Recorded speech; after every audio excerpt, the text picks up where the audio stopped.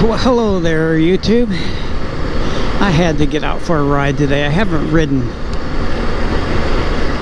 in probably 5 or 6 days. It's just been so hot. It's 102 and it's hot, but I had to get out. I'm just sick of sitting at home. And we decided to not go on our trip to Utah. It was my decision, actually. I bought the trailer hitch for my wife's car. She's got a Cadillac SRX. I bought a trailer hitch and just a really easy plug-and-play harness for the trailer, and I haven't even put it on yet. It's just been so hot. I didn't want to lay on the driveway when it's 102 degrees and put it on, so I figured, okay, it's going to be hot like this everywhere, so even if I go to Utah, it's probably still going to be hot. So decided not to go.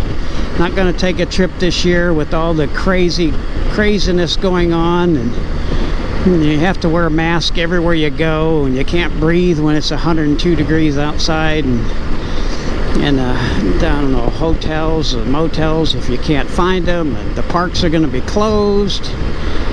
So the heck with it. We're not going anywhere this year. So maybe next year we can take a trip and take the bike. It's just craziness. It's just oh, I know what I didn't talk about last time when I was looking at trailers to tow this thing. I found them at Home Depot, and they're rentable, but the tires on those things are just absolutely shredded. I looked at one and the tread is actually coming off. I could have grabbed it with a pair of pliers and pulled the tread off. And then a lot of the other tires were just bald. I wouldn't have made it out of Texas with this trailer. With any of those trailers, the tires were just horrible. They were bald and they were all mismatched and they were just bad. So what we're gonna do, if we're moving this time next year, I'm just gonna buy maybe a 6-foot by 12-foot trailer, and I can haul these up there, put them in the garage, and then use the trailer to haul some other smaller stuff up.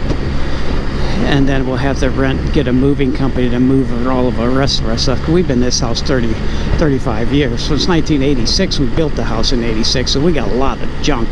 Not junk, just a lot of stuff. So I'll probably end up just buying a trailer. Then I'll know what shape it's in with tires and everything else, and then I will use that next year to haul it on a trip somewhere. So that's my thought. Bye.